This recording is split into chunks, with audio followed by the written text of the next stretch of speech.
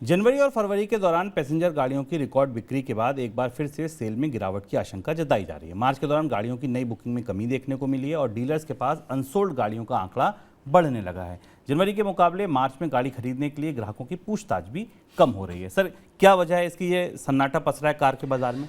Car के बाजार को झटका लगा है। जनवरी से फरवरी के बीच में जो हम खबरें सुन रहे थे उससे बिल्कुल उल्टी परिस्थिति अब हमें दिखाई दे रही। जो आज खबरें आ रही हैं उस हिसाब से पहली चीज़ तो ये कि ऑर्डरों का कैंसिलेशन बढ़ रहा है, जो भारत के ऑटोमोबाइल सेक्टर में पहली बार ऐसा देखा जा रहा है। और आमतौर पर भारत में पिछले एक साल के भीतर जो कारें बिकी हैं वो महंगी कारें हैं, एसयूवी कारें हैं, जो 20 लाख 25 लाख रुपए से ऊपर की 15 लाख से 25 लाख के रेंज की कारें हैं, उनके ऑर्डर्स के कैंसिलेशन बढ़ रहे हैं। और ऐसा डीलर्स ने सबने बताया है कि ऑर्डर्स के कैंसिलेशन 15 से 20% बढ़े हैं।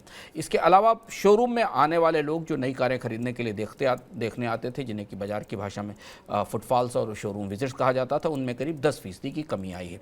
अब ये झटका बाजार में को क्यों लगा है, ये देखना इसको समझना ज़रूरी है। इसकी दो बड़ी वजह हैं। एक तो कारों की कीमतों में हाल फिलहाल में जो बढ़ोतरी हुई है उस वजह से लोग कारें खरीदने से हिचक रहे हैं, और जिन्होंने कारें बुक करा रखी हैं वे अपने ऑर्डर्स इस वजह से भी कैंसिल कर रहे हैं कि बाजार में ब्याज की दरें तेज़ी से बढ़ रही हैं और अब कार लोन काफ़ी महंगा हो चुका है। कार लोन 10% 12% से ऊपर की दर पर उपलब्ध हो रहा है। ये दो बड़ी वजह हैं जिसके कारण भारत का कार बाजार जो उभरने की कोशिश कर रहा था, या जो एक दो सेक्टर ऐसे थे जो कोविड के बाद थोड़े बेहतर परफॉर्म करने के संकेत दे रहे थे, वहाँ मंदी का असर दिखाई देने लगा है।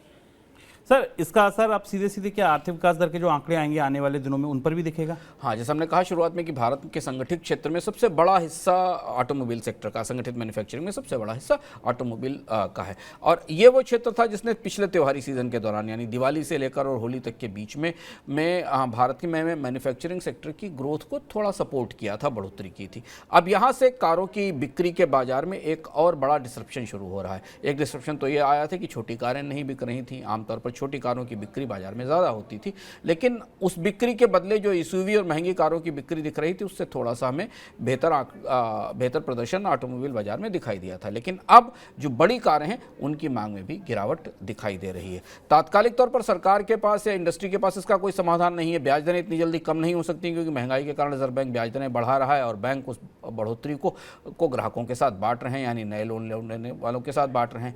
सरकार कोई तात्कालिक तौर पर टैक्स में कटौती करके कारें सस्ती नहीं कर सकती। कच्चे माल की कीमतें ऊपर रहने की संभावना है। रुपए की कमजोरी के कारण काफ़ी रॉ मटेरियल भी कंपनियों के लिए महंगा हो रहा है।